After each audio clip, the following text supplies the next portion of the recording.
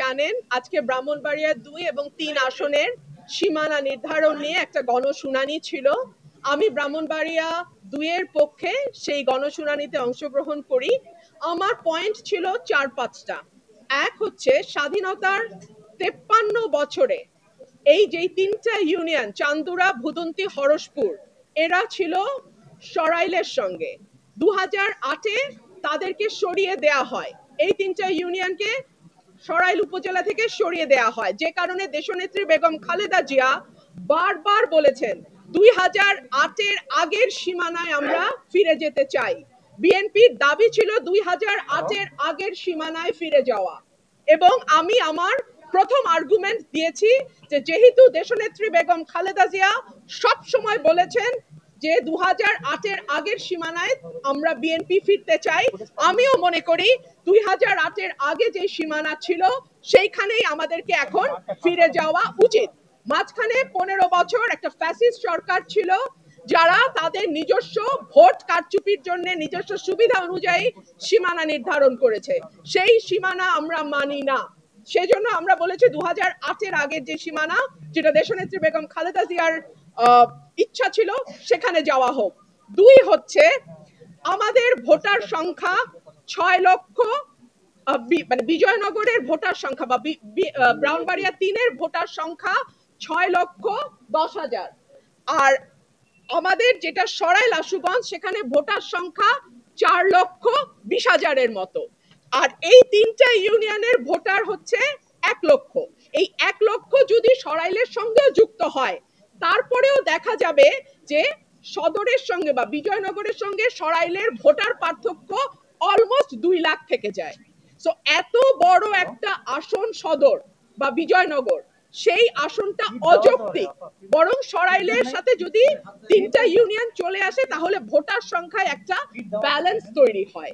3 হচ্ছে এই 3টা ইউনিয়নে যারা বাস করে, ভুদন্তি, চান্দুরা এবং হরসপুরে, তাদের জমি জমার বেশিরভাগ কাজ সরাইলের সঙ্গে থাকে। সো তাদের জমি রেজিস্ট্রি থেকে শুরু করে অন্যান্য যে দাপ্তরিক কাজ সেটা সরাইল ইউনিয়নে গিয়ে করতে হয়, সরাইল উপজেলায় গিয়ে করতে হয়। সে কারণে আমি বলেছি এই 3টা ইউনিয়নকে সরাইলের সঙ্গে যুক্ত করে দেয়া হোক। আরেকটা কথা, 3টা ইউনিয়নের লোকজন যদি বিজয়নগরে যায় তাদের যাতায়াতের সময় লাগে অলমোস্ট 1.5 থেকে 2 ঘন্টা, আর যদি তারা সরাইলে আসে তাদের সময় লাগে 15 থেকে 20 মিনিট। তাহলে আপনারাই বলেন যে 3টা ইউনিয়ন বিজয়নগরে যেতে 1.5 ঘন্টা লাগে, আর যদি 10 মিনিট 15 মিনিটে তারা সরাইলে আসতে পারে, তাহলে তাদের কোথায় থাকা উচিত? সরাইলে থাকা উচিত নাকি বিজয়নগরে থাকা উচিত? এই প্রশ্নগুলোই আমি নির্বাচন কমিশনে তুলেছিলাম। অত্যন্ত দুঃখজনক ব্যাপার হলো এখানে একটি মারামারি হয়েছে। আমি যেহেতু একজন আইনজীবী, আমি মনে করেছি আমার কেস আমি নিজেই প্রেজেন্ট করব। সো আমার কেস আমি প্রেজেন্ট করেছি। আমি আশা করেছিলাম নির্বাচন কমিশনের সম্মানের দিকে তাকিয়ে ব্রাহ্মণবাড়িয়া 3-এ যারা আছে তারা গুন্ডা পান্ডা নিয়ে ঢুকবে না নির্বাচন কমিশনে। বাট আনফরচুনেটলি আমি দেখলাম ব্রাহ্মণবাড়িয়া 3-এ যিনি প্রার্থী, তিনি তার সদল বলে 20-25 জন মিলে গুন্ডা পান্ডার মতন তারা সেখানে আচার আচরণ করলেন। অত্যন্ত দুঃখজনক, অত্যন্ত লজ্জাজনক, এবং আমি মনে করি এটা কমিশনের যে ভাবমূর্তি, যে গাম্ভীর্য এবং যে সম্মান, সেইটার সঙ্গে এটা যায় না।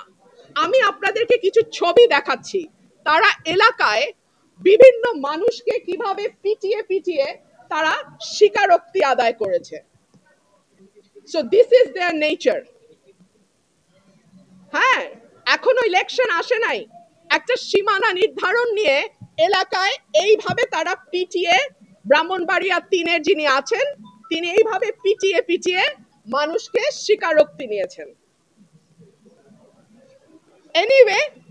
এনিওয়ে নির্বাচন কমিশনে আমরা প্রেজেন্ট করেছি ভৌগোলিক দিক বিবেচনায়, জনসংখ্যা বিবেচনায় এবং সকল কিছুর বিবেচনায় আমি আশা করব নির্বাচন কমিশন যে সিদ্ধান্ত নিয়েছে সেটি সঠিক সিদ্ধান্ত, এবং সেই সিদ্ধান্তই নির্বাচন কমিশন বহাল রাখবে।